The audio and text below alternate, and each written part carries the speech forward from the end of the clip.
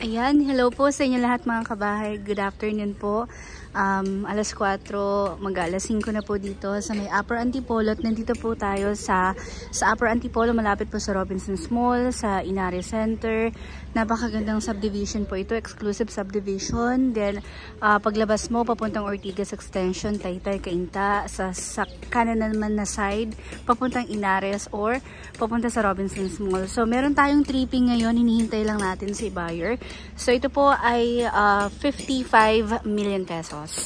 So, overlooking po ito sa Metro Manila. So, later on, punta tayo sa taas at makita nyo yung view dito. Dito pa lang, makikita mo na yung Laguna de Bay. Tapos, doon naman yung, ayan, yung city view. So, maganda rin mag-tripping dito kapag mga medyo palubog na yung araw. Mas maganda mong ma-appreciate talaga yung overlooking. So, while hinihintay natin sa buyer, pasukin muna natin yung property. Meron akong full video dito sa YouTube. I-attach na lang natin dun sa description ng video na to. So, kung gusto niyo pong makita yung as in full video tour po. So, dito muna tayo sa may man gate. And, papunta tayo sa taas. So, slipan lang natin to, no? Ito po is yung parking space. 2 hanggang 3 pong kotse yung kasya. Tapos, dito naman, dito yung garden side. Ayan. Tapos, nandun yung makina ng swimming pool. So, ito po yung open space na to. Pwede itong dirty kitchen mo. Nandito rin yung mga stock room. Tapos, dito punta tayo. Actually, kung marami kayong sasakyan, pwede mo rin itong expansion eh. Kung may 6 kayong sasakyan, expansion nyo na lang. Pwede naman po. So, ito po, punta lang natin to. So, nandito rin yung breakers. Tapos, ayan. So, ito yung ating first room, which is our maid's quarter po yan.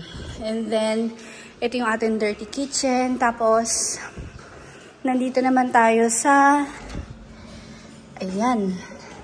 Dito naman sa area na to, dito yung pwedeng maging laundry space mo. Nandito yung broker namin. Hello, ma'am. Kasama natin.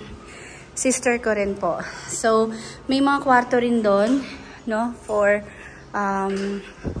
Tapos, ito yung access papunta doon sa ating parking. And then, excited na siguro kayo makita yung swimming pool. Yes, may swimming pool po ito. Kung nakapanood nyo po yung dating mga videos natin, may pool po tayo dito. So, tara. Kung marunong lang akong lumangoy. Ayan. So, ayan po. Sa mga naghahanap po ng mga buyers po natin, naghahanap ng may pool. So, dito pa lang sa second floor, kitang-kita mo na yung overlooking. Si Mr. Hi, guys. Hello. Hello. So, okay. So, dito na tayo sa may second floor. Ayan. So, ito po, binuksan lang ni sir yung ating, ayan, ang ganda. Swimming pool. So, ito yung pool mo. Then, meron kang overlooking dito sa part na to.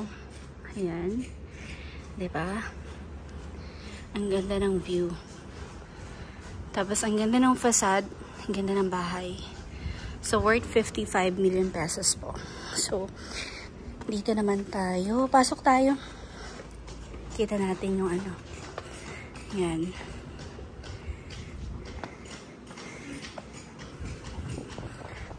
Dito kita mo yung Antipolo Park. Tapos, dito naman kita mo. Pag sa actual po no, mga kabay, dito kasi sa video ko, hindi mo talaga makita yung, yung view eh. No? Pero dito, sa actual, pag nakita mo, parang ang lapit lang ng Laguna. Diba? Tapos, ang lapit lang ng mga, ng Metro Manila. Diba? So, buksan lang natin to. Take bukas ko. Yan. Wow. Ito yung sa main door po. So dito lang tayo dumaan sa may balcony. Ayan, ganyang kalaganda yung property. You have your dining space, your kitchen. May mga ilaw na yan. Since maaraw pa, hindi natin binuksan. So kasama na po dyan yung aircon, yung refrigerator. So as in semi-furnished na po yung property. And then, ito. Buksan lang natin to. Lagayin to ng mga alak. Tapos, Okay. Right.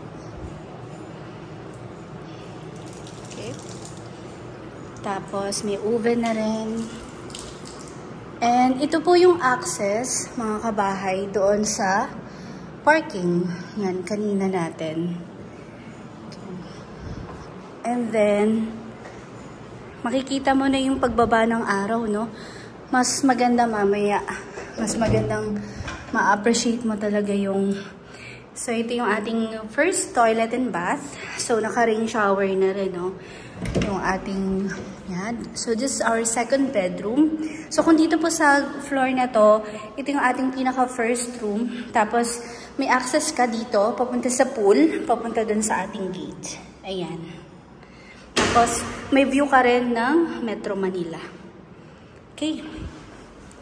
Next is, punta tayo sa sa pinakataas. Ayan. Habang hinihintay natin si buyer. So, around mga alas 4, nandito na siguro si buyer. Kasi alam naman niya kung saan tayo magkikita, no? Normally naman po, meron tayong mga meeting place. So, kung halimbawa, nasa subdivision, sa subdivision na tayo magkikita. So, tingnan muna natin yung mga rooms. Our first room. Wow. Ayan. May closet ka.